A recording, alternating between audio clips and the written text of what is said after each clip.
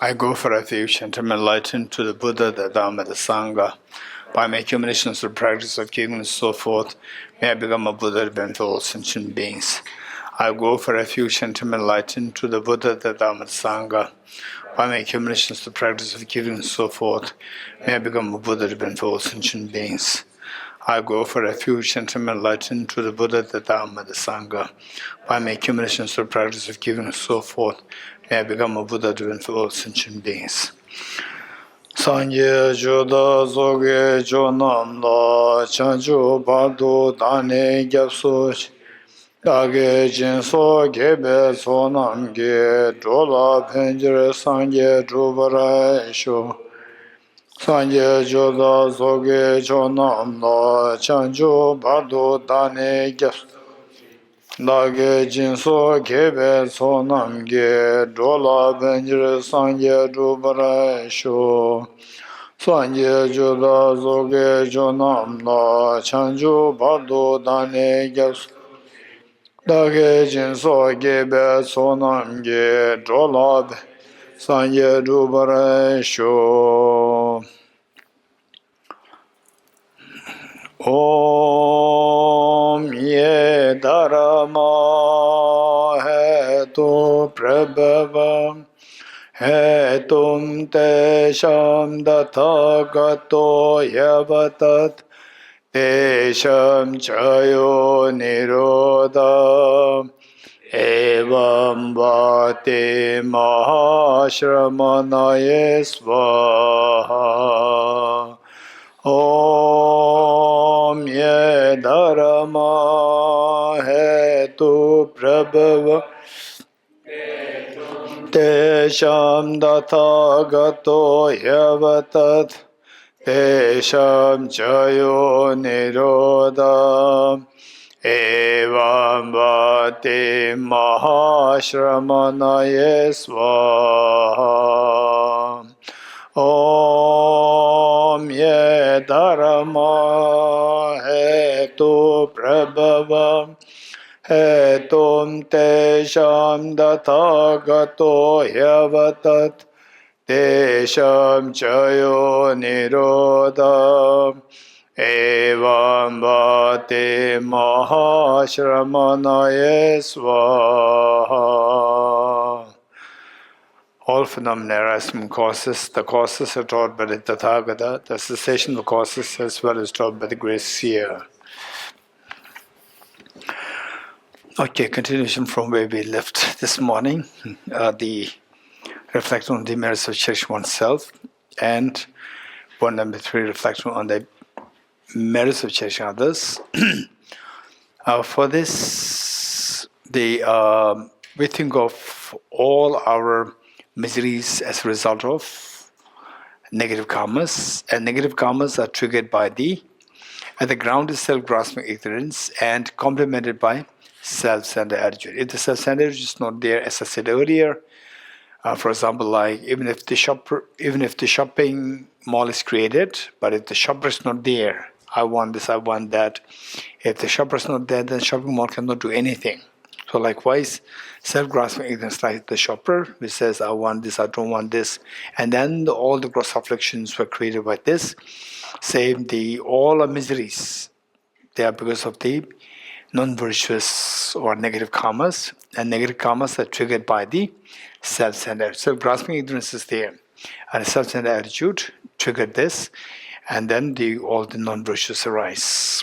So with this, we see that any painful experiences that we go through, just see that at the root there is a self-centered attitude. As I said earlier, that all the painful experiences, they are the arrows shot by negative karmas, arrows of negative karmas shot by the self-grasping and self-centered attitude, number 1, initially.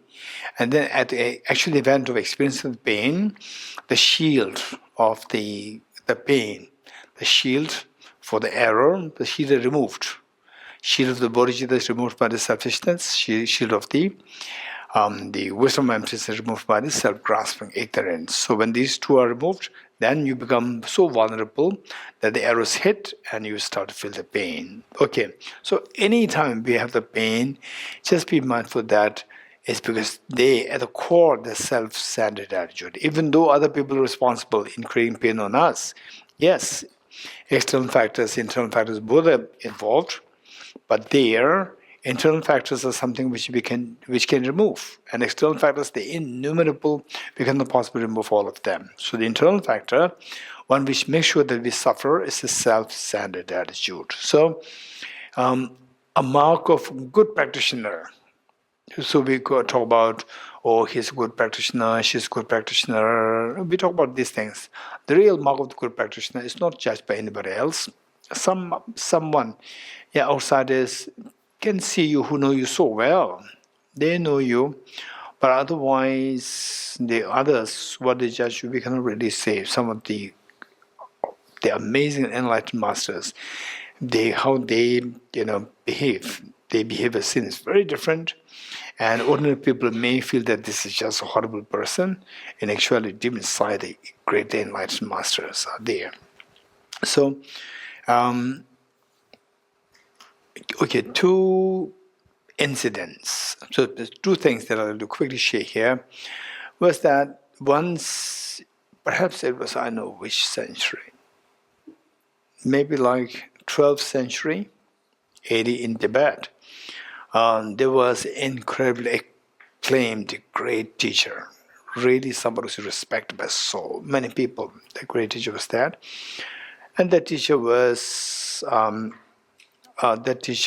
became sick, became ill, and then the students, they worried. Then they started to say, do all forms of pujas here, there, and nothing really helped.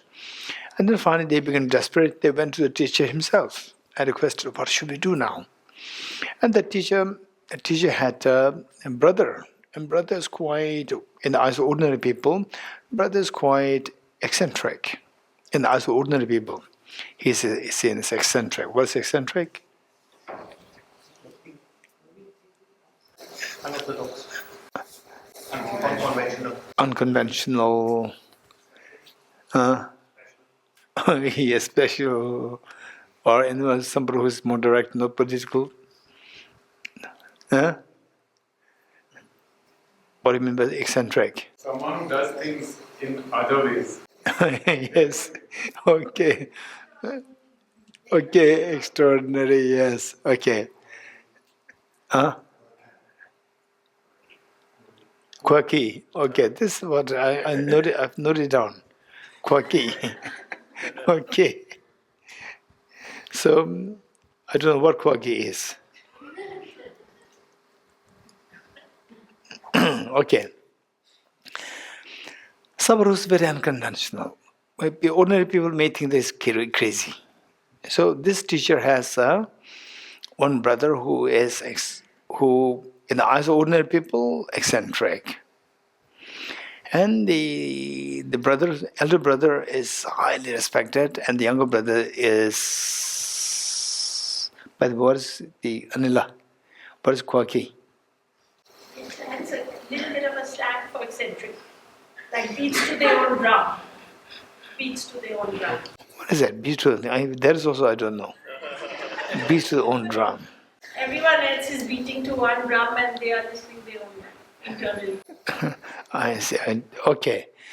So I don't know whether to quote or not. Okay, let me not quote it because I don't know what it means. So the younger brother is quite eccentric. Ordinary people may think that he's a little crazy. And the elder brother, everybody then became so desperate, went to the teacher and asked, "Sir, please tell me what should we do for the good health?" And the teacher said that, "Okay, just try to check with my brother. They just check with him what he can do."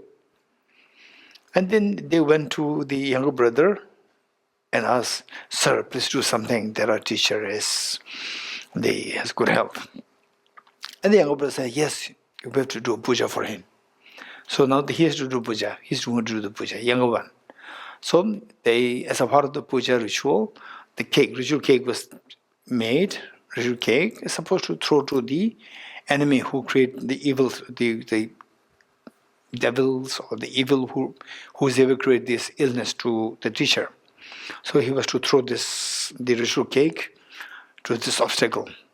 And he performed rituals. What kind of rituals he did, I don't know. So some rituals he did. And then finally he was to throw this ritual cake to the evil force, which creates illness to his brother. So he was carrying the ritual cake, and he is taking it closer and closer to his brother.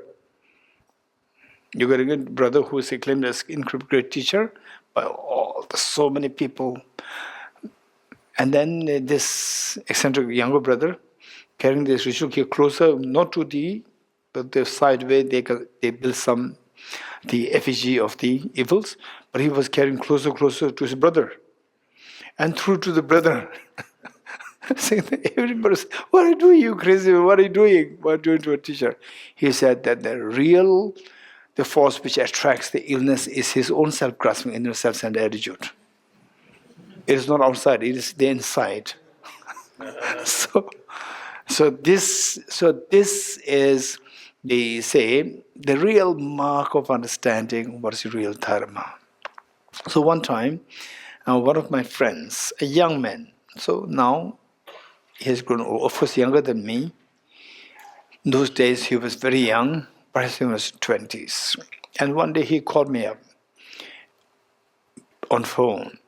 And then he said that, "Geshe-la, I feel so painful nowadays. I feel so, it's very painful." I said, "What happened?"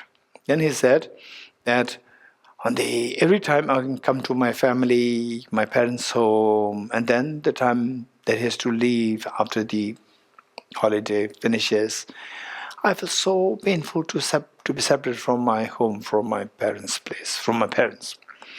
Then I said that you are very lucky. He said, "No, I'm not lucky. I feel pain." I said, "You're very lucky." He said that, "No, I mean it. It's so painful." I said, "I mean it. You're very lucky."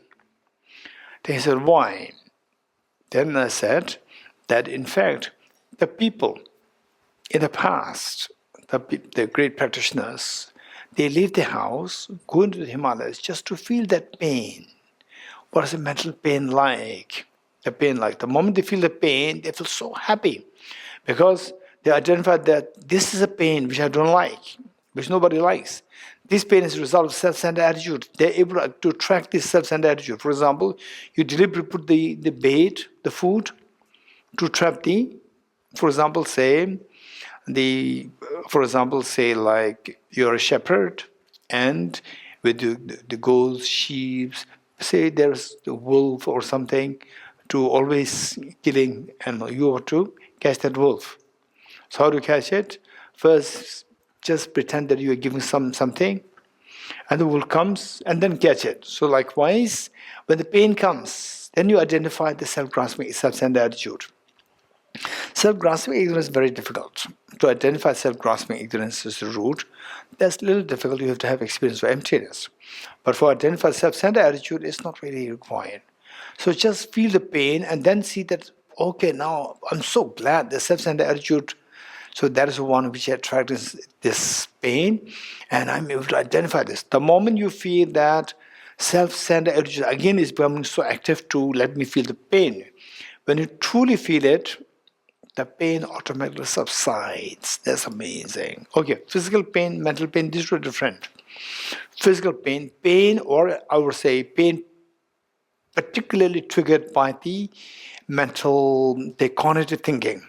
Pain triggered by the cognitive thinking. For example, like, okay, now I'm going to be separate from my parents. It's purely cognitive thinking.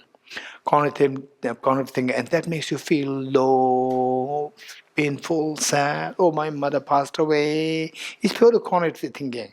And then your mind goes into sadness, deep, the grief. So these pains are purely based on cognitive thinking.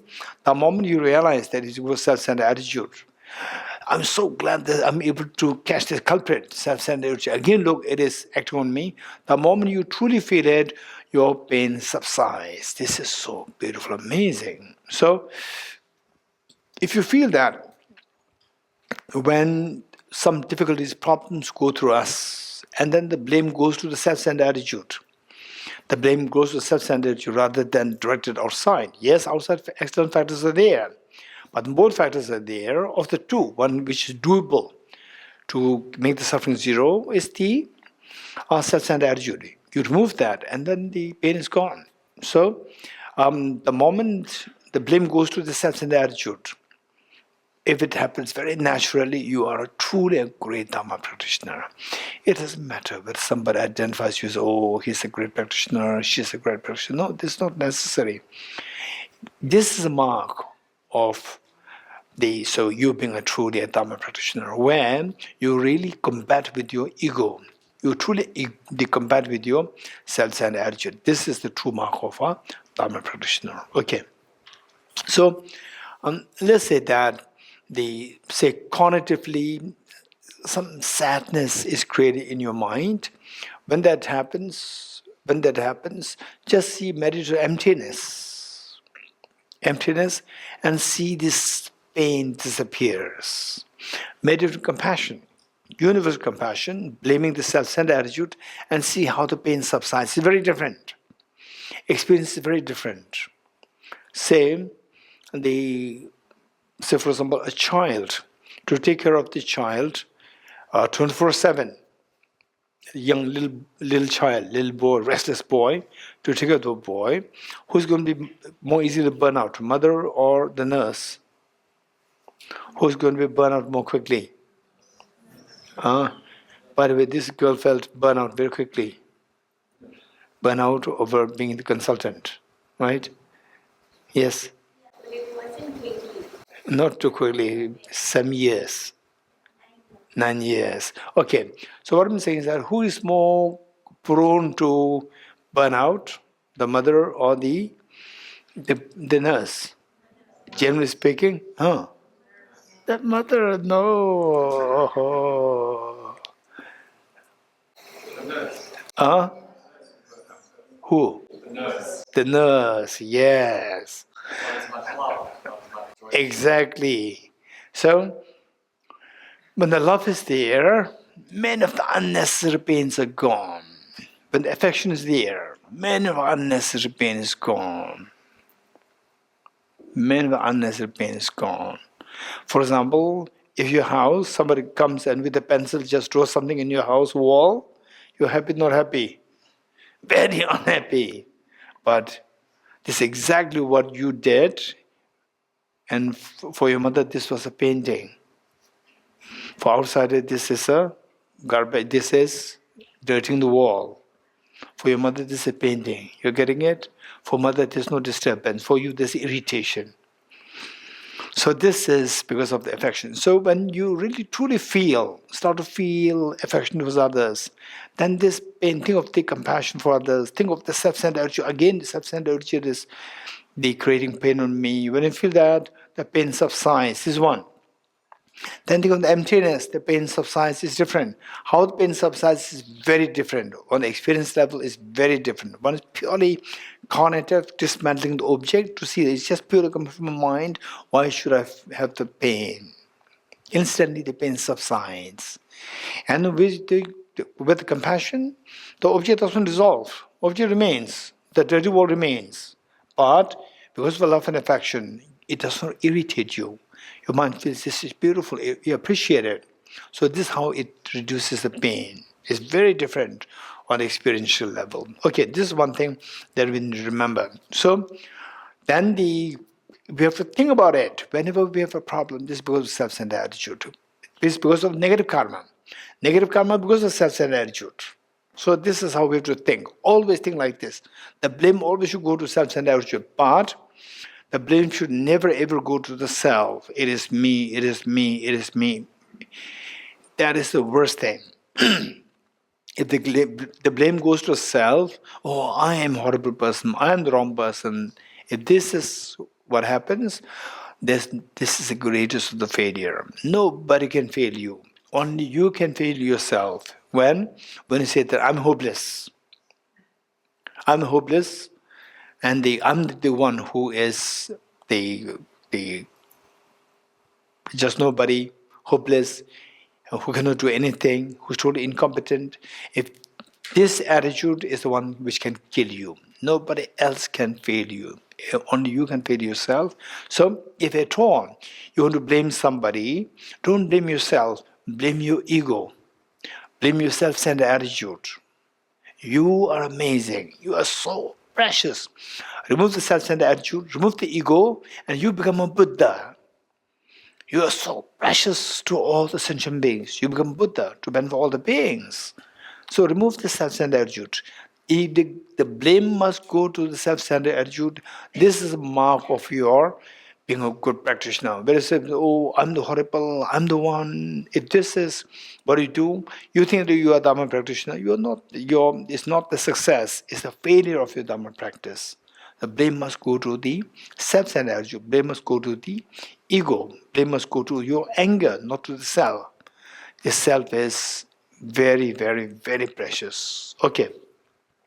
So with this, then think of the demerits of cherishing self and merits of cherishing others. The opposite. This is how we do. And any good thing that we experience is a result of positive karma. And positive karma, so down the line, there's an element of, they say, the other cherishing.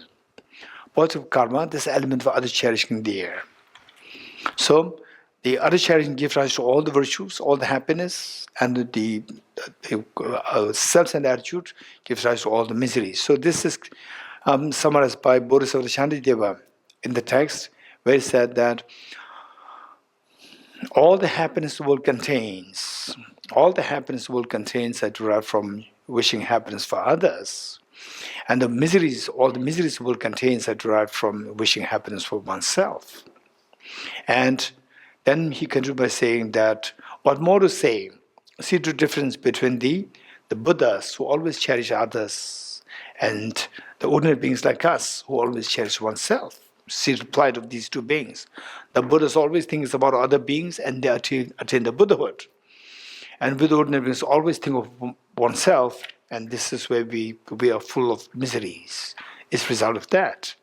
So this is what Bodhisattva Shantideva said in chapter 8. So if you can read chapter 8, that would be very helpful. Okay.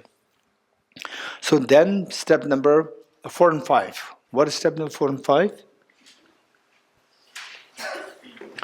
Step 4 and 5. Emptying the sufferings of others with compassion and giving your happiness to others. Taking the suffering of others with emphasis on compassion and giving your happiness to others with emphasis on loving kindness. Very good. So step 4 and 5 to combine together in Tibetan is known as Tonglen practice. Step 4 and 5 combined together is known as, in Tibetan is known as Tonglen practice. It's quite a popular practice. So what we say is that usually and with this practice, Tonglen practice, we should be extremely careful. That oftentimes, if you go to the Tibetan teachers, Tibetan masters, oftentimes when you complain about some unfortunate things happening, obstacles happening, they will say, practice Tonglen. And in fact, I would say that when you go through difficulties and practice Tonglen, actually it's suitable for the Tibetans, and not to today's Tibetans, past Tibetans. Because the Tibetans have, for centuries, they have learned the practice of what is known as the law of karma.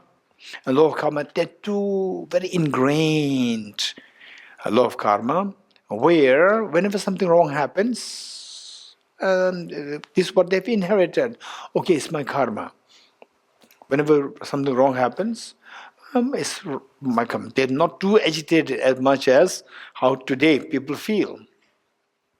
They always because this is what they've seen their parents doing it, and parents have seen their own parents doing that. So now this is how all over Tibet, this is what a very general thing, and people are not so much easily affected. They are still very calm. Something wrong happens, something what do you call it?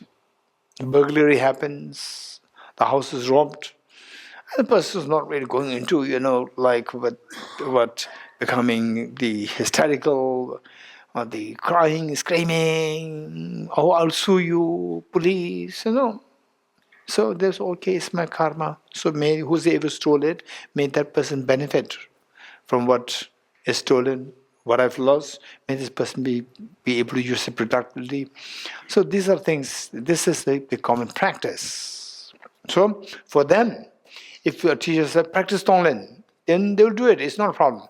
But today's people, if you ask them to do the Tonglen, then look, Tonglen is what? May I take the suffering of you. You already lost and you are fighting. And then the teacher said, take more suffering. I already have enough suffering now, please don't give me more suffering. Right? People start having the burnout. So some people, with the thought, some teachers, they say, oh, do Tonglen. And then they do it, their depression go deeper. It oftentimes happens. You're getting it? So therefore, it is not too wise, particularly in today's context. It's not too wise when you go through difficulties to do Tonglen practice. Even if somebody advises you to do that, it's not too wise. So whereas, if you do the first 3 steps so effectively, first 3 steps, then do 4 and 5 Tonglen practice, that's going to be magic.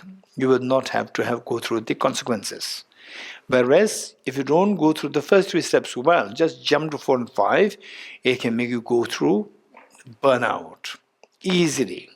And particularly nowadays, the people can easily go into anxiety attack, depression, quite common nowadays.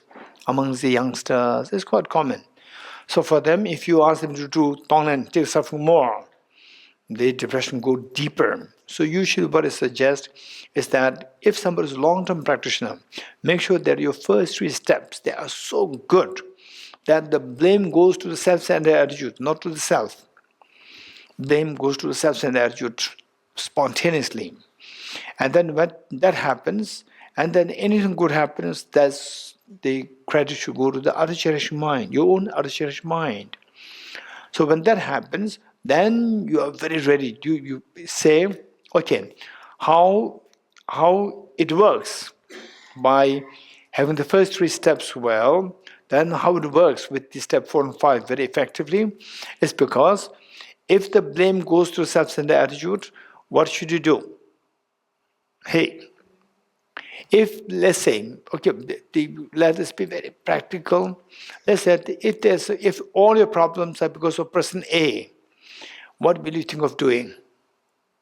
What comes to your mind as a solution? Cyrus? Remove the person A. Raise hands. This is a practical answer. Likewise, if you come to wholeheartedly feel that all my problems are because of the self-centered attitude, then what thought will come to you as a solution? To remove the self-centered attitude. Are you getting it? Okay, this is very important. To remove the self-centered attitude. How to remove the self-centered attitude? By introducing the counter force. What is the counter force? What is the counter force? Cherish others. You getting it? Cherish self-centered, cherishing the self versus cherishing others. Now look, cherishing others is not because, sympathy, compassion, I want to help others. No. Cherishing others for your own benefit. That I'm being tortured by the self-centered attitude. I want to run away from this self-centered attitude. I want to kick this self-centered attitude out. For this, how to kick it out? By introducing the counter force, which is the other cherishing mind. If the ignorance is a problem creator, what should we do? Introduce counter force, which is the wisdom. If the self-centered attitude is the problem creator, the counter force is the other cherishing. So then you see that, look, other cherishing is such a safe haven for me. Look, when I feel other cherishing is protecting me from my problems. It's protecting me from my problems. So other cherishing, you love other cherishing or not? It is protecting me from my problems, my severe problems. It is protecting me from that. Would you love other cherishing or not? Yes, you will see it. You will feel that as your protector, not as I'm protecting others. You're getting it. So which is more sustainable? Oh, this is protecting me versus I'm protecting you. Which is more sustainable? Huh? I'm protecting you means okay. Now enough. I'm tired. You take care of yourself. Whereas you are protecting me, right? You protect me, you'll never let go of you. Yes, no? Hey, tell me. So you're protecting me means, and you, not you in terms of person, in terms of cherishing. Other cherishing is where? Other cherishing is within you or outside? Other cherishing is within you or somebody else have it? You have it. So, of within you, self-centered attitude and other cherishing too, and other cherishing attitude, this is protecting you from away from self-centered attitude. And because the self-centered attitude kept aside, your miseries are removed. You're getting it? In other words, other cherishing is protecting you from miseries. So therefore, other cherishing is so precious. You keep holding it because that it is saving you, it is protecting you. So therefore, other cherishing, to do the other cherishing, it is not a burden for you. Whereas, okay, I'm helping you, if this attitude, okay, see if you can take care of yourself. If this is your attitude, then you'll easily feel burnout. And what is burnout? I'll tell you. What is burnout? I'll tell you. Okay, look. Once I finished my Geshe degree and I went to Cambridge. I came back and then I was to teach the MD students from USA who came to India for 7 days. Always they take one semester from Dharamsala to study Buddhist philosophy and Tibetan culture. And there was one monk, not from that group, my classmate many years ago. And he also happened to be there for some other things. Then he knew about me and he came to me and he asked me, Geshe-la, can you teach me English? So he was my classmate, a very close friend. So how can I say no? He requested if I can teach English. But deep in my mind, I do not want to teach any English. You're getting it? And because he's my very close friend, I cannot say no. I said, okay. Now, look, burnout already started. Burnout already started me, okay, how to escape? How to escape? So I asked him, can we do it on the alternate days? And he's so kind. He said, okay, yes. Then on the alternate days, the day there was no class, there's feeling of lightness. There's class, even just the thought makes me so heavy. Then I asked, can we make it half an hour? He said, okay. Okay. Then even half an hour, even thought of, I don't know what's going on. The stress hormones are released. Stress hormones. I could feel it. So heavy. Somehow, as well, I'm being squeezed between two, like mountains. Feeling so suffocated. Then I said, 15 minutes, okay? Then he's so kind. He said, okay. So on the alternate days, they do just 15 minutes. Still, that day, the whole day is just the mere thought of having the class. It makes me suffocated. Then, so what to do? I have to run away from this suffocation. Even before the class, this suffocation already came. So then, by the time the class, I ran away from my room. I'm not there. I'm not there because I could feel this is the meaning of the burnout. So without doing anything, I felt the burnout. Then he gave up. He gave up. Then I could understand what is the meaning of burnout. Yeah. Okay. So so this is a problem. This is a problem. So therefore, whenever we have problems, the blame should go to the self-centered attitude. And when the blame goes there, then we have to take, say, and this can go severe. For example, like, okay, we go to KFC. What is KFC? Huh? What is that? KFC, the last one, C. What is the C?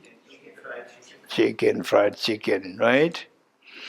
So so for us, it's so nice. 5 minutes, 10 minutes, but the poor chickens are dying. For no reason they are dying, just for our 10 minutes of the tongue taste. Dying. So meanwhile, we accumulate so much of negative karma, and then this can result in us going into the KFC ourselves. Yes, of course, these are the causes. We go into the KFC ourselves, and then finish, and somebody will enjoy you. This is the karma that we are accumulating. It's very, very scary. So all these, just feel that finally, if I were to go into the KFC as a chicken, go there, it's unbearable. There are even more unbearable stories to think of. Underground, what is happening, we never know. Underground, so many nasty things happening. And the victims, just how much pain, the fear they have to live in. And these all, of course, there's another person there who's creating all these fears and pains. And on the other hand, you're going through the pain, and the other person is creating a new chapter of the fear for himself, for herself in the future. And you are going through the chapter of the causes which you accumulated in the past, all triggered by self-centered attitude. Think of these very scary moments where there's no escape, there's no voice. There's no voice. You are totally voiceless. And you have to undergo through these terrible nightmares, all triggered by the negative karma, triggered by this self-centered attitude. So that way, think of all these things. Anything can happen in the future. Anything can happen in the future, that you can take birth in any form, even as a human being, caught up in the war-torn zones. And where I'm a big person, I'm this person, no, you become totally, you are separate from your parents, you are separate from children, and you just, whole body amputated, what not. And then you cannot die, you cannot not die, all these acute pains. This is all because of past negative karmas triggered by the self-centered attitude. Think of these, and then the more you think of this, then you will start to feel the feeling of the aversion to the self-centered attitude. And because this aversion, just by angry, it will not help. You have to do something to remove this self-centered attitude. How to remove self-centered attitude? By seeking the help of the opposite force. What's the opposite force?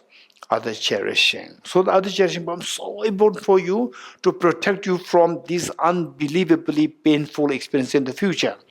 So other cherishing becomes a protector. Not that, okay, so you are under my protection, you are under my act of generosity, I'm helping you. Later, just think of yourself, how to become independent. No. The fact that I'm other cherishing you, that itself is my own protection.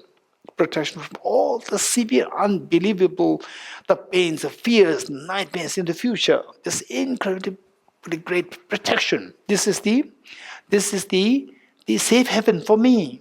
So when you feel that this safe haven, what happens? It's safe haven, and you just hold on that. Happy hormone flow. You're getting it? Because this is the one which can stop the fearful, the stress hormones. Cherishing others is the one which frees you from self-centered attitude, because of which you're freed from the negative karmas, because of which you're from the severe painful experience in the future. You're freed from that. So which means that other cherishing is so precious. Look, precious to whom? To me. This for so precious for me. So because it's so precious of me, you hold it or you will push it. You hold it so dearly. You will not feel burnout. You're getting it? This is the ultimate protection. Then, the more you feel like being other cherishing, the more joy that comes to you. More joy. Not because that, oh, I'm helping you, poor guy. No, you are so kind to me. Because of you, that I'm cherishing you, that I'm able to protect myself from the otherwise so many painful wars and agonies, all these things to be undergone in the future. This is protecting me. So you feel so feeling the value, cherishing of this mind, other cherishing comes to you, so that you don't feel burnout. You're getting it? This is so precious. Okay, so this is how we have to and then because of this, the mark of the success of this practice is that when you think of, for example, like say even a tiny insects going there, people can easily tread on this, and you protect it. So instead of feeling like I'm doing something for this, instead of that, I got the chance to protect somebody, and gradually this thought, which at the earliest stage seems to be very selfish. I'm cherishing you for my own selfish interest. Gradually, it will manifest into truly other cherishing. The moment you cherish others, no, I don't care about myself. As long as you are protected, this is what I want. Then it transforms into this. Initially, it becomes for yourself, for your own benefit. Gradually, His Holiness during the public teachings, when he says something, we could see that it's purely coming from His Holiness's experience. That at a certain point, then you simply don't care about yourself. At a certain point, you become totally fearless. Fearlessness, you reach to that level because of seeing the benefit of other cherishing. And then it becomes pure other cherishing. You don't have any expectation. Yet, as you go higher, you are more distant from the self-cherishing. The more you are distant from self-cherishing, more liberated you are. Again, freedom, liberation. Yes, Misha. Yeah, I've been sitting on this one for a while. It's kind of personal, but I think other people can relate to it. Which is, how do we cultivate compassion in such a way that doesn't make us susceptible to being taken advantage of? Okay, so this is good. So, in other words, how the practice of compassion, people can take this is known as a skillful compassion, which we discussed this morning. I hope you were there in the morning. So skillful compassion. So when we say other people take advantage of us, when you have this feeling, this is when we are very immature practitioner. You're getting it? Immature practitioner. Immature practitioner doesn't mean that you are wrong. Immature means you have to take precaution. Immature means you have to take precaution because you have not reached that high level. And you have the Buddha nature, you will reach that high level. But till that point, say, when you're sapling, the example that I give is that when you are a sapling of a very delicious mango. You like mango? Yes. Which mango you like? Huh? Which means you don't know the real mangoes. You're getting it? There are some mangoes which are like potatoes, no taste. You have only seen the delicious ones. You're getting it? There's some mangoes, it's just waste of eating, waste of your time. It's a potato, no taste. Potato have their own taste. They don't have even the potato taste also. Right? I'll give you one later, don't worry. But real good ones are there. I say, imagine that you like Alfonso mango. This is not the best, one of the good ones. Alfonso mangoes. Alfonso, yes. Check it. Okay. So, say that you are a sapling of Alfonso mango. Sapling of Alfonso mango, you attend the class here. Oh, Bodhichitta. Then you go out and call the cows. Hey, cows, please come. I'm Alfonso mango. right? And then the cows will eat you up, finish. No Alfonso mangoes grow. You're getting it? Because you're a sapling, you're not a tree yet. So as Alfonso mango, you have to know that you are a sapling. Alfonso mango sapling, you have to know that you are a sapling. As a sapling, don't call the cows. Cows are the people who take advantage of you, your compassion. So fence yourself. As an Alfonso mango sapling, you have to fence yourself. You're getting it? Fence yourself. Don't let the cows come in to eat you up.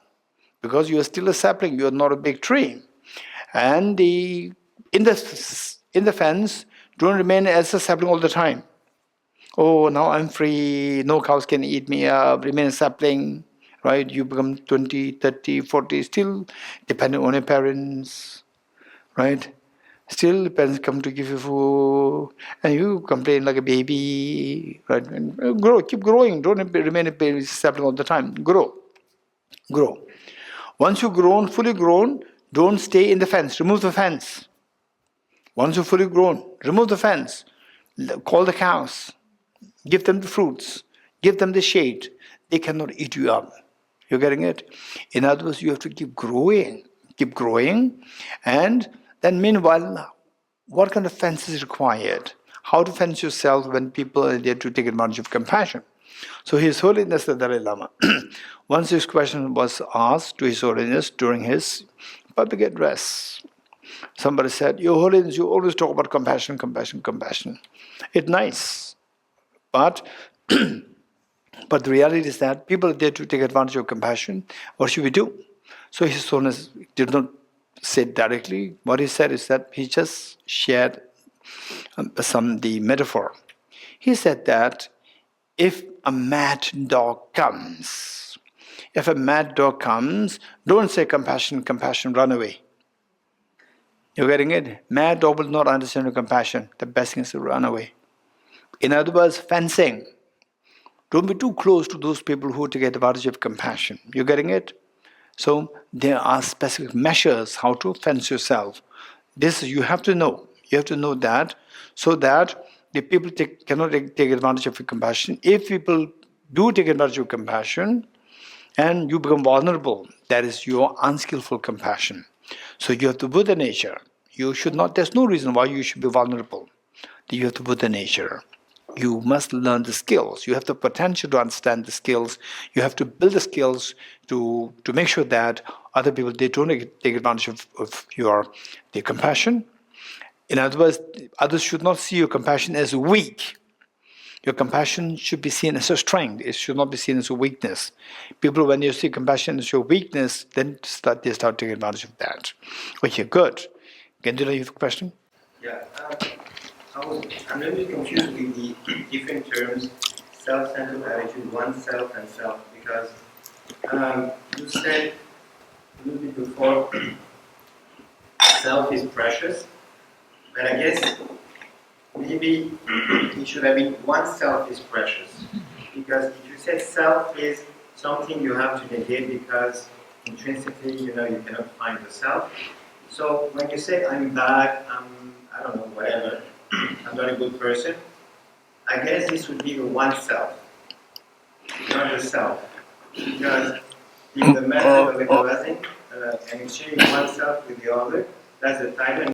Okay, Gendula. Oneself. Okay, this is just English. Yeah, I know, but It is so. Don't try to bring it as oneself as a word. There's no such word. Oneself. Oneself. So one and gap, space, and self. This is wrong. Oneself is together. I am being rude to. I'm being harsh on myself. Don't be harsh on oneself. One is not advised to be harsh on oneself. One self, space, remove the space. That is oneself, not the one and space and self. okay. And one question I have also is, I understand what you were saying about cherishing others, but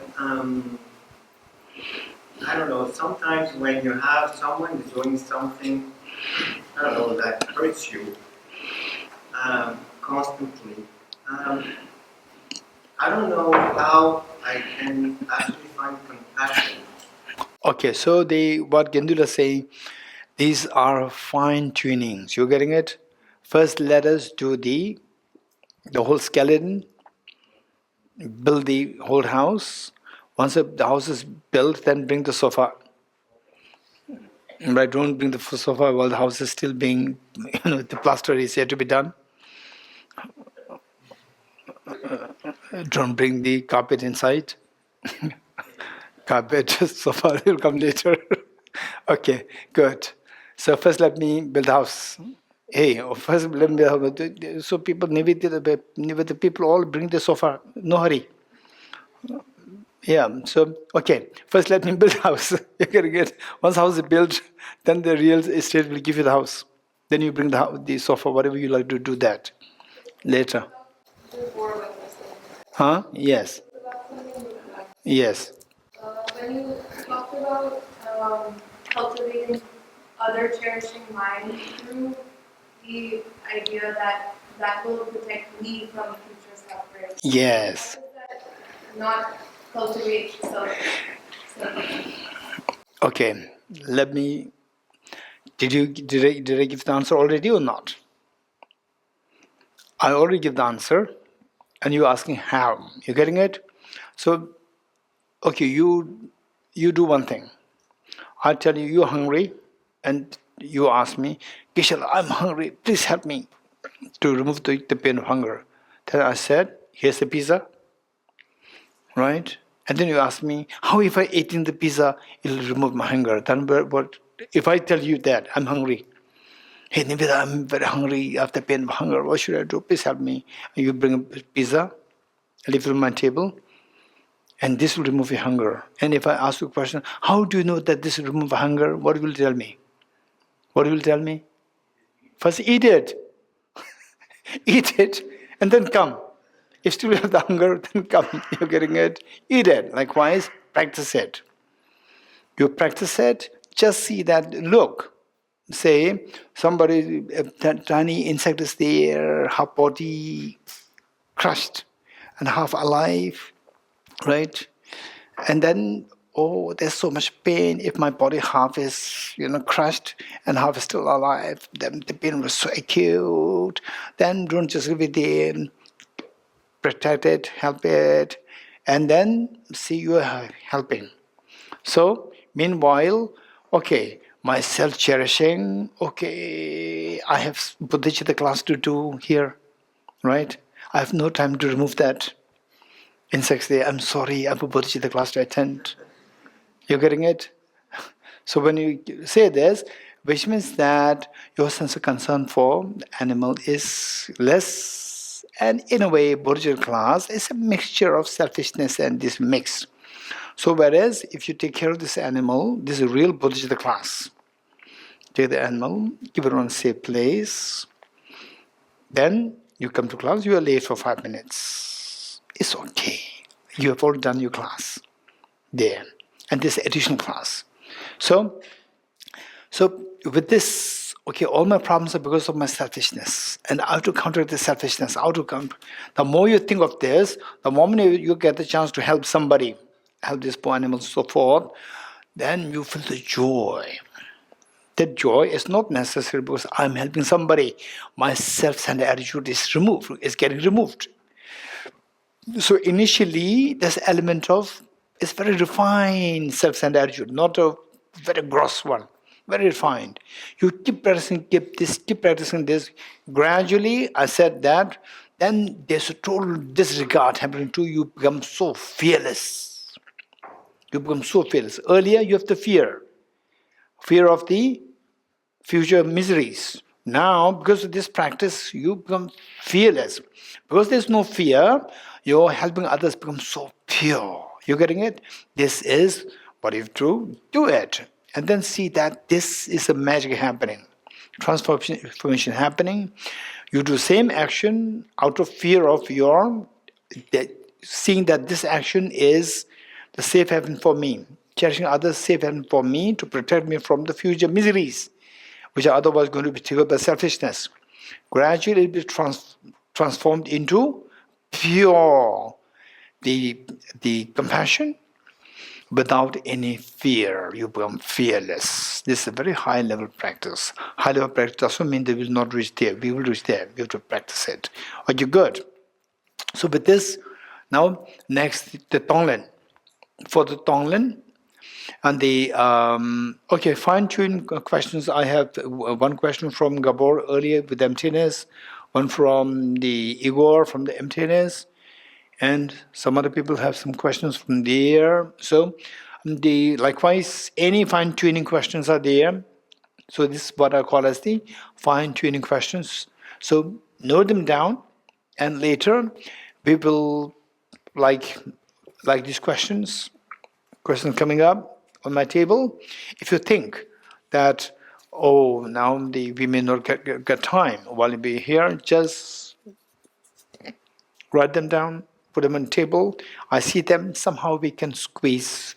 Because if I see the adequate number of questions, then this would give me a sense to adjust somewhere to respond to the questions. You're getting it? So otherwise, we keep a separate session for question answer, and actual event, no question coming up. Sometimes it happened to me many times. So people say that organizer telling me that, Geshe-la, there are so many questions from our group, so many questions, and then I trusted. Okay, then I will let's assign one session for this. One session, no question. And I asked the audience, what happened to so many questions? No question coming up. So therefore, if the solid questions coming here, solid questions coming on a table, then I would get an idea that okay, now it's worth it to spend one session or half a session on the question answers. Okay, these are the fine tunings. Good. Now number 4 and number 5, Tonglen practice.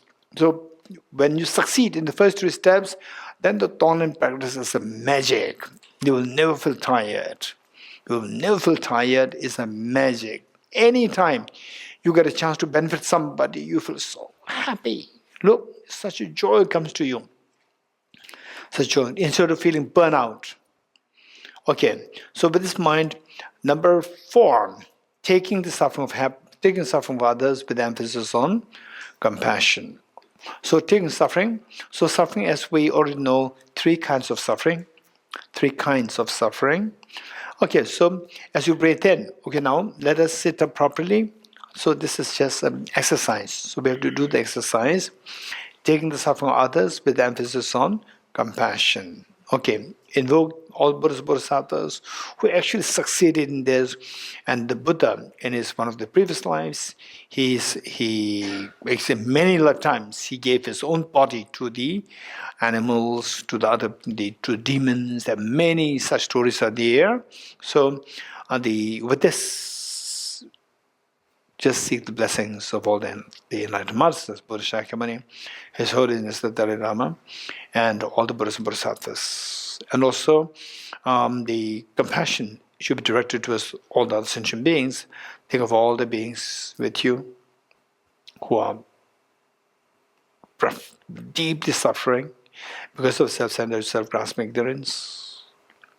So with this mind, they practice this step 4, taking suffering from others with emphasis on compassion and suffering. There are 3 kinds. First, taking suffering, the first suffering in the form of any form of pains like hunger, thirst, cold, heat, bully, exploitation, underground pains, and so forth. Just think of any of these. And so every time you do that, you can shift the object, shift the different kinds of one form of suffering to another form of suffering of the people who you know, the current situation in the war zones, underground, and the KFCs, the terrorists. So you take them as you breathe in. Imagine that all the suffering, and the manifest suffering that others are going through now, in the past, in the future, you take them in the form of extremely dirty, acidic, corrosive, dirty water, extremely dirty polluted water. These miseries, they transform into this dirty water. And then they gush. They're gushing through your left nostril as you breathe in. They gush into your left nostril and then enter through your heart. And at the heart, imagine the self-centered attitude and self-grasping. A particular self-centered attitude is just in a very relaxed state, feeling that this is my home. Since time immemorial, till today, this person's heart, this is my home. I can just relax and this person will not do anything. I can be so sure that this is the safest place where I, as a self-centered attitude, can reside. So just it is suddenly all this acidic things, corrosive, very dirty water, they gush through your left nostril and they start to eat up this self-centered attitude along with the heart. Along with the heart, and when you see that it's eating up your heart, including the self-centered attitude, then you feel a deep sense of fear, some kind of panic kind of experience. If that happens, this is the effect is being felt, is being impactful. So you do it, and then this dirty water, after eating up the self-centered attitude and the heart, they go down your body, through your feet, through the ground, underneath. Do it 3 times. Okay. The suffering. Ready?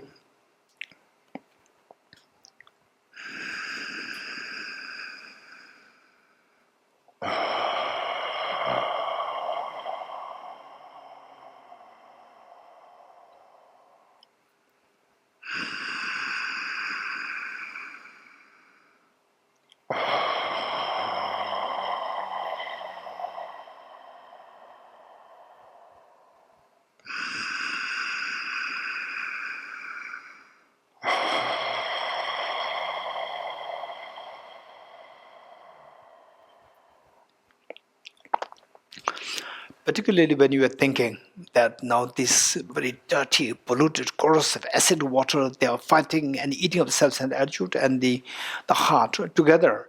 Just feel that now this self-centered attitude, which is the culprit of all my miseries in the past, always coming the facade as well. I'm my best friend and my best protector.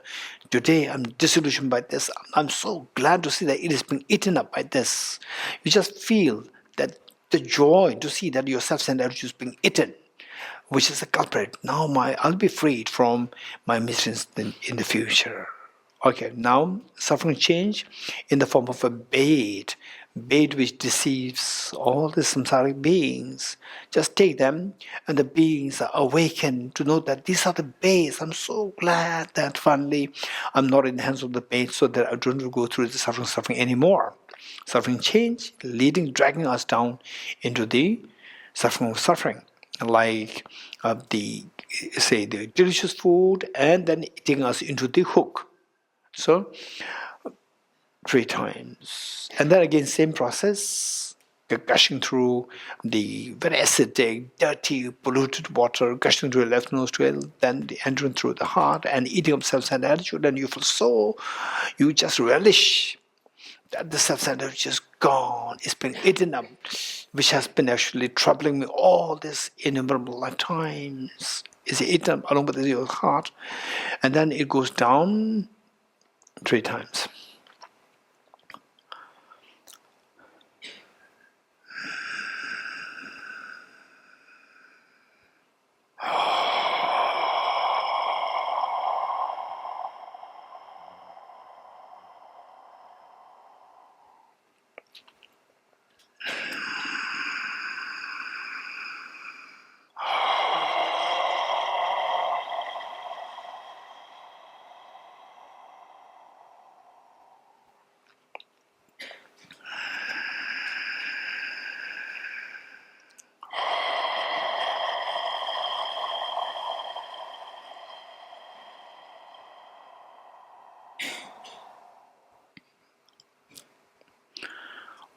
Next, the pervasive condition suffering, particularly in the form of being under the control of the self, of the contaminant karma's afflictions, and more precisely, the self-grasping ignorance. Contaminant karma's afflictions, and precisely the self-grasping ignorance. 3 times.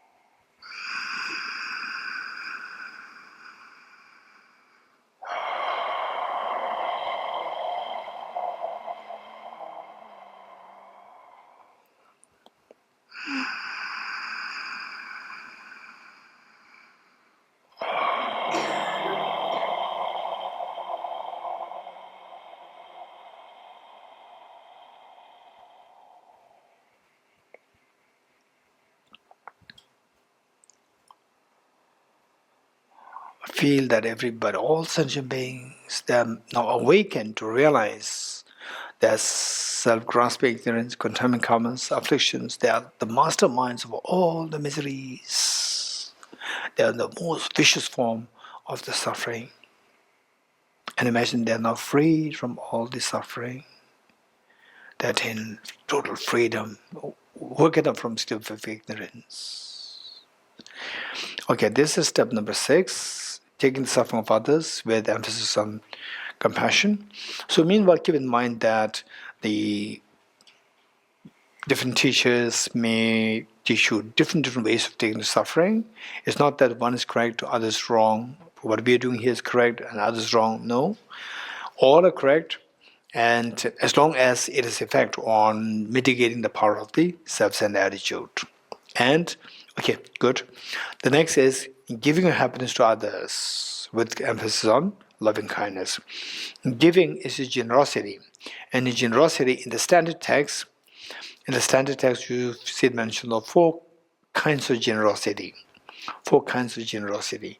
Number 1, generosity of material resources. Generosity of material resources. Number 2, generosity of affection. Number 2, generosity of affection. Number 3, generosity of protection. Generosity of protection or fearlessness. Number 1, generosity of material resources. Number 2, generosity of affection. Number 3, generosity of protection / fearlessness. And number 4, generosity of dharma. Generosity of dharma. Generosity of material resources, generosity of affection, generosity of protection / the fearlessness, and finally the generosity of dharma. Okay, good. Okay, first, generosity of the material resources. So, think of the beings who are suffering from the poverty of the no food, scarcity of food, scarcity of the shelter, scarcity of, say, for example, like the good communities, facilities, good weather, and good drinking water. Any of these material things which they are deprived of. Imagine that as you breathe out.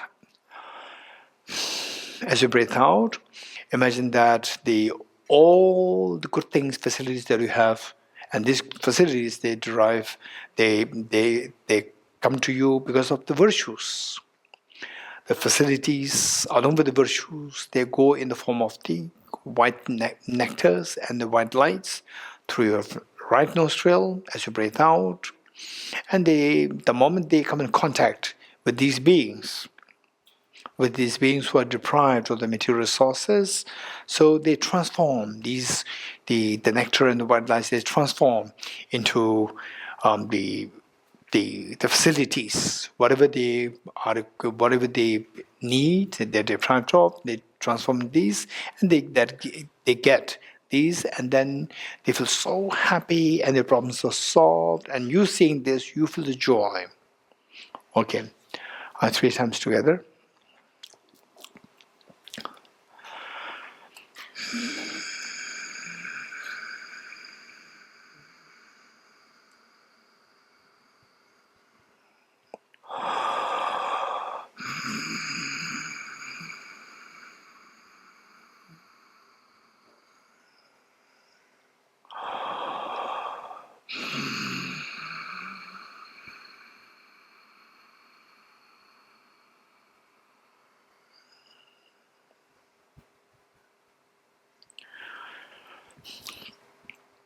Okay, good. Okay, this reminds me of one act of generosity of material resources by one extremely kind elderly man. What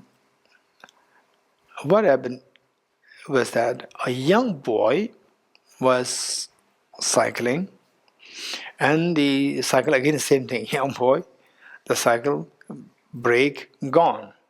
And then he hit a car, another car, a good car, and the car was crashed.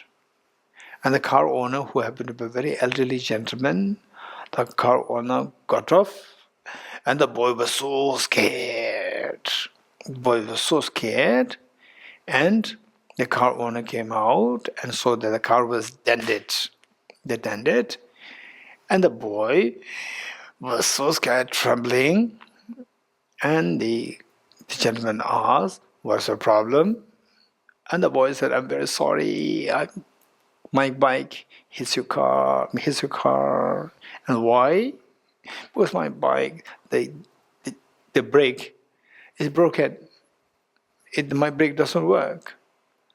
And the gentleman did not say anything. And then this boy thought that now his family is going to be in problem. The gentleman make a problem, and he did not say. He drove. The next day he came, and the boy also happened to be there. And the boy now, what is the consequence? So this gentleman came out, and the boy was now trembling in fear. And the gentleman opened what do you call it? Where the baggage is put? Trunk. Opened the trunk and brought a brand new cycle for the boy. Use this, don't hit any other cars. Right? So they keep this as a present for you. You hit the car not because of your mistake, it's because your cycle is broken. So you now use this new cycle. Don't use the old one. This is amazing. Look at the compassion. This is unbelievable. So even if you don't create problem, don't create a problem, you leave. Even this we say kindness. But now the person is really thinking about the long term. This poor boy, others are going to the same problem, create the same problem in the future also. So to protect him. So look, these are the compassion. So very profound compassion, I would say, very profound. Okay, so these stories, if you can just keep giving a note of these stories for you to remember to include in your meditation, that'd be very helpful. These will trigger. Wow! The moment you say, "Wow," the self-centered attitude, one knot is unentangled. When you say, "Wow," you truly appreciate it, the self-centered attitude is being challenged. So that is unentangled. This is so precious. Any moment of wow related to practice of compassion. So if you can just keep a note and put all these stories together and you use them in your meditation, that will be very helpful. Okay. The next, generosity of affection. And many people who go through, say, the poverty, who go through depression, anxiety, and the lack of support. So they are because of because of that they go through helplessness, hopelessness. It's all because that they don't feel the love and affection from others. So if there's somebody there who is number one, if possible, somebody who's very competent from every aspect, very competent, and who's there to give you affection, genuine affection, who listens to your problem, and who gives you genuine affection without expectation, any expectation in return, then the instantly healing starts. Healing starts instantly. The person will start to feel the healing. Because the joy, the person feel the joy. The moment joy is felt, your body becomes stronger. Immunity is restored. Then immunity makes sure that your body is very strong. Instantly your depression, all these things, half is gone. You don't have to take medication. Okay, so yes, again, this great opportunity for beginners to take advantage of such a situation where you're able to genuinely give affection so that the other person feels healing. And when you see other person's feels the healing. You can see that from the person's body language, from the glow of the face. Glow of the face will come. So, and then you feel the joy. This is like a ripple effect. You feel the joy. Okay, so again, same thing as you breathe out. Imagine that your virtue, all your virtues, your compassion, your bodhicitta, your wisdom, all these virtues, they go out. You send them in the form of nectars, white lights, through your right nostril. They're mere touch with these beings who are going through difficulties, hopelessness, helplessness. The mere touch, these manifest in the form of Aryatara, Buddha Shakyamuni, Avalokiteshvara, and these enlightened masters, so compassionate, seeing each one of them as their own child. And you also manifest there, and then you listen to them, they listen to them, they share with them, and then they embrace them, they give total affection, and then these beings, they start to feel the healing. Just you try to feel that, or everywhere now the healing is taking place, and you feel so happy. Okay, 3 times.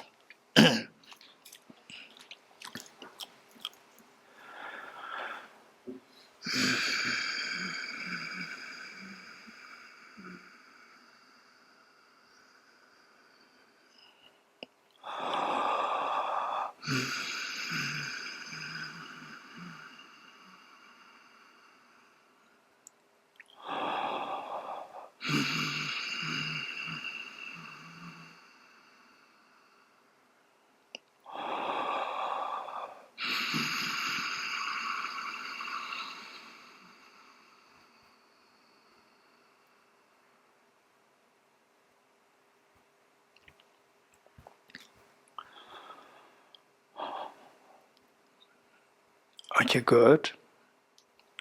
Okay, this reminds me of this generosity of affection.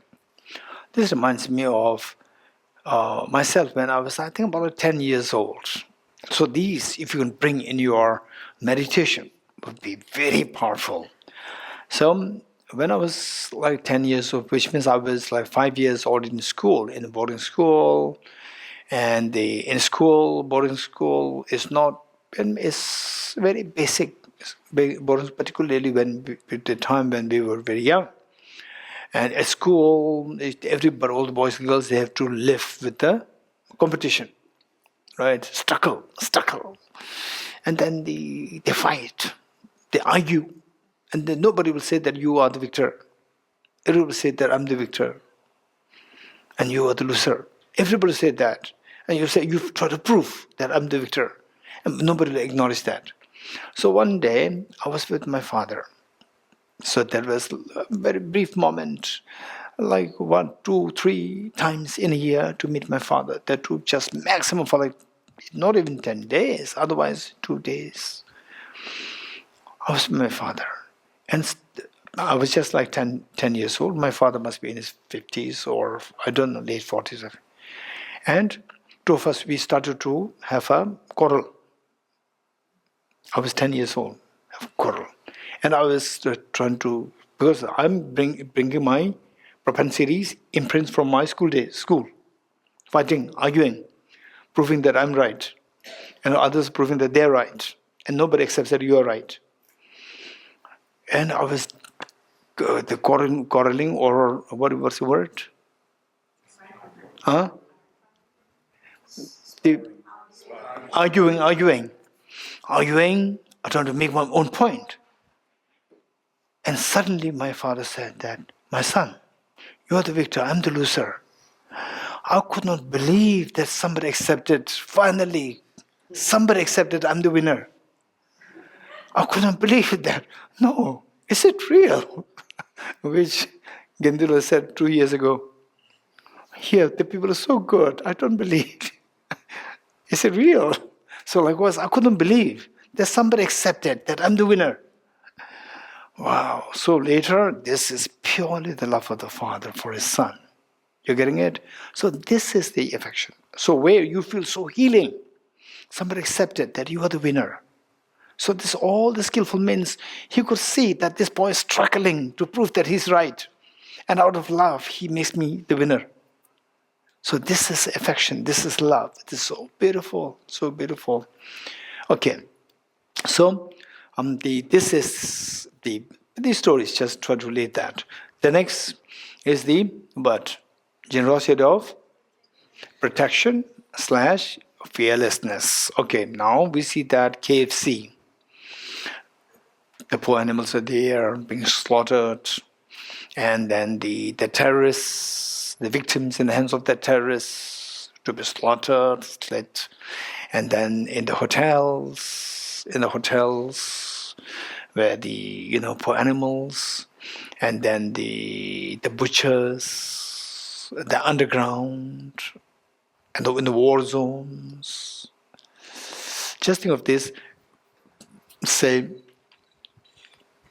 just you can visualize, say, somebody in the hands of the terrorists, and that person is about to be slaughtered. Then imagine that with your nectars and the lights, what is going there, the mere touch with the body. So there, you manifest yourself there.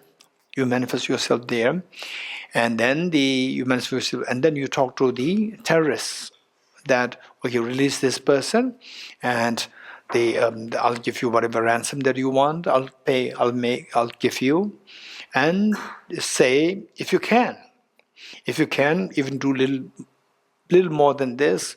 That person, no. So no, I will not accept any ransom. Somebody has to go in my hand. And then you become so courageous to say that let him go. If at all somebody has to be killed, then you kill me. I imagine he's slitting you. He's killing you. And then what's the feeling like?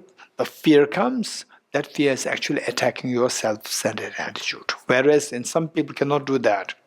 So in which case, you just do that, you give the ransom, and the person is released, and the person meets with the parents, the children, the reunion, and so happy, and you feel the joy. Just do that. Or with the butcher, underground, again, so even the human trafficking, all these things are there. Think of releasing them. So this is what you can do. Okay, ready? 3 times.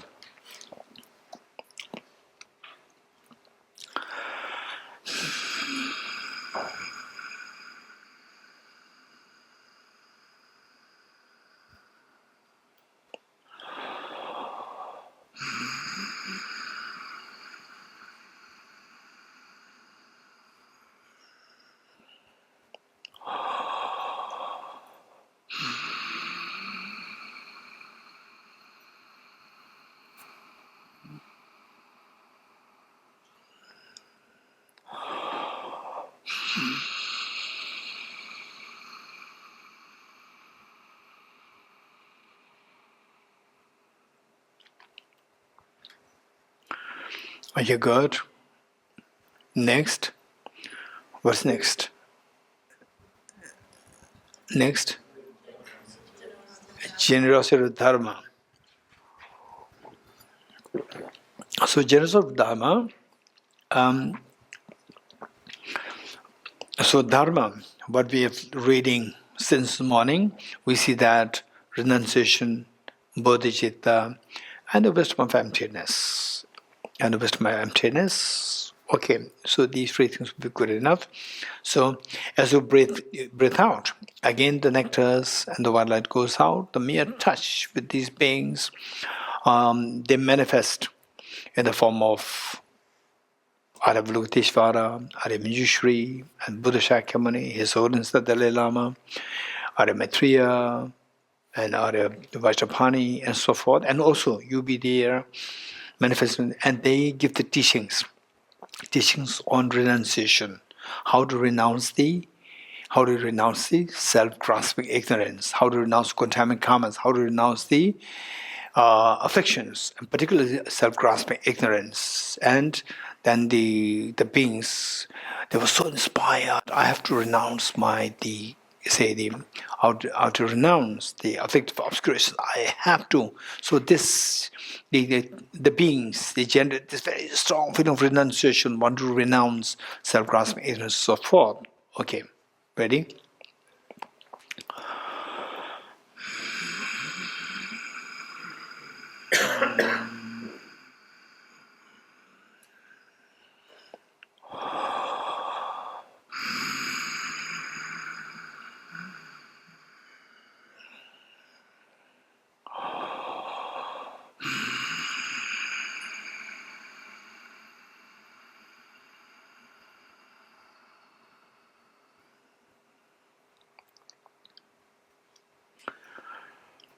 Okay, good. And next, the generosity of the dharma of the Bodhichitta. Given that the beings are deprived of happiness, and happiness is a result of the infinite happiness. Infinite is the result of the Bodhichitta. So, but by becoming Buddha, to become Buddha, you should have the aspiration to become Buddha. That is Bodhichitta. So, again, the same thing. These enlightened masters, they're giving discourses, teachings on Bodhichitta, and everybody inspired to generate Bodhichitta within themselves. 3 times.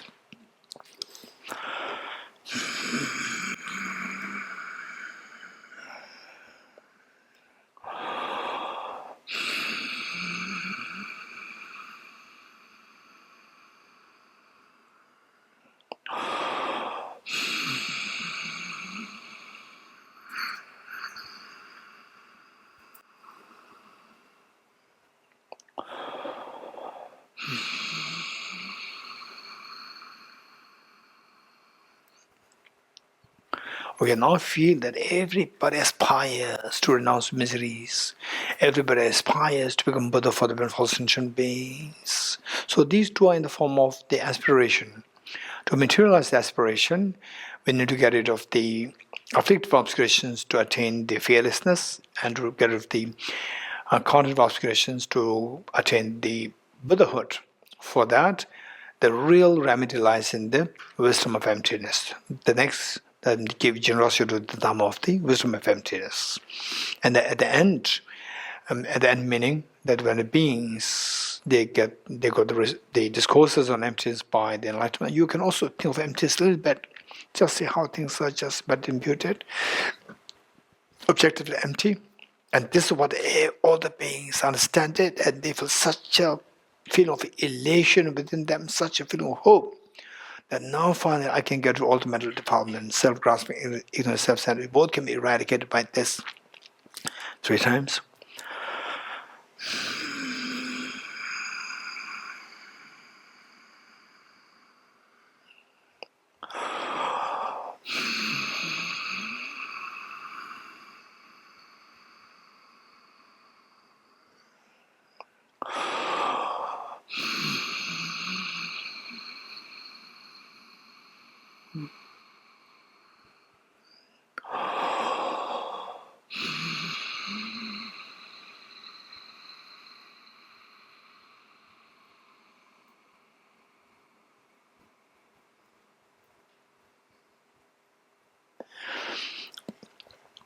Okay, finally, the generosity of 3 plus 1, generosity of the more subtle mind, realizing the subtlest object, subtlest mind, clear-light mind, realizing the subtlest object, which is the emptiness. And that will guarantee that subtlest of the mental defilements will be eradicated. Okay, 3 times.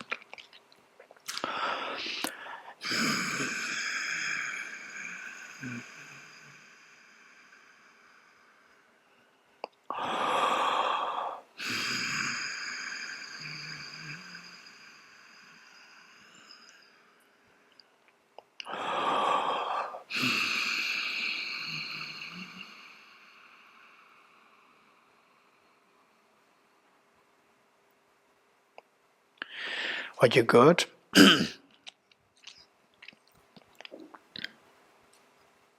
Okay, then step number 6 is the actual exchange of self and others. Actual exchange of self and others. So there's not any special meditation as such. Here, you have the commitment that now, from step 1 to step 3, a guru know the demerits of cherishing oneself is so is the so devious and so vicious, and the extremely unwise on my part, and cherishing others is so precious, so precious. This is a safe hand for myself. And then with the actual practice of giving, taking and giving, you feel so convinced that this is a practice so precious. Now, henceforth, actually exchange yourself and others is that exchanging the object of the cherishing, exchanging the objects of the cherishing. Thus far, thus far I've been cherishing myself. Now I will change the object from the self to the others. If at all I have to cherish somebody, I will cherish others more than to myself. I will cherish others more than myself. This is absolutely definitely should be my way of thinking. I should cherish others more than myself. And if at all I should be indifferent to somebody, it should be me rather than others. So that's again a definite conviction that comes to me. So with the deep, make a very strong commitment that henceforth, if at all I should cherish somebody, it's always the others instead of myself. And if at all I should be indifferent towards somebody, it should be always me, not others. So this should be a very strong commitment. Make this very commitment very strong. Okay, what is next? Special recollection of the kindness of others. Okay, so that we have to do in more detail. So we will stop it here. Okay. Tabge tuje shageri so chon shenge me to dege bonjamba serge lumbo tabo jebe go shage gebo kela cha se lo o mone Mahamona Yeswaha Om Muni Mahamona Yeswaha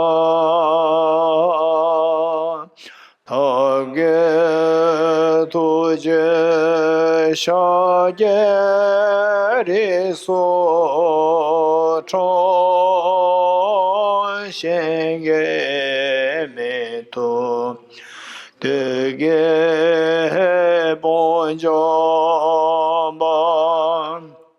serge lumbo tabo jebe go shaye gebo kela cha se lo Om Muni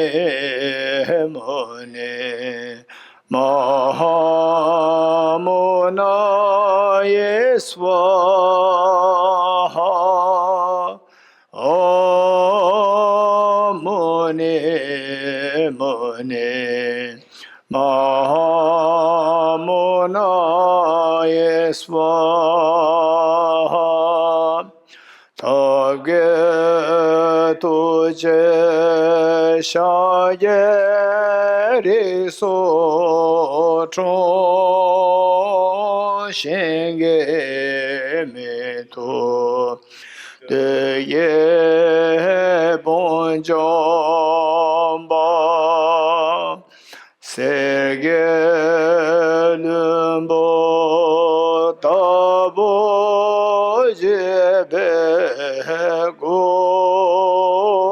shaye yebo Kyola cha se lo o mone mone mahamona yeswa om mone mone mahamona yeswa om mone mone mahamona yeswa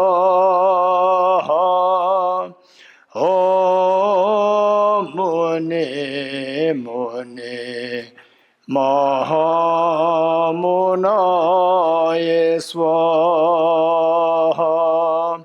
om mone mone mahamona yeswa om mone mone mahamona yeswa. Okay, dedication. Okay, dedication we believe because that, okay, just for information, that at 6 o'clock we have the taking the aspiration Bodhisattva vow online, offline, anybody who's interested. So we're expecting more people from online. So on this day, usually I happen to be in Delhi. We take the aspiration Bodhisattva from there, and everybody joins from everywhere in the world. And those of you who like to join, because today is the very holy day, sacred day, the Buddha descended from the heaven to after spending three months there, giving teachings to his mother and all the other gods and goddesses. So this is a very sacred day, and we're going to take the aspiration Bodhisattva vow. So this is going to be at 6 o'clock, and anybody who's going the interest, you can join us here. And and tomorrow morning, so we have to leave by 5:30. 5 or 5:30. I think the message was 5:30. 5:30. We can make it 5 if you prefer to share.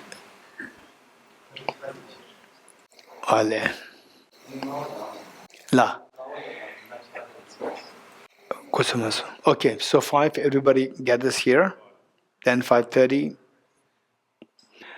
the bus will leave at 5.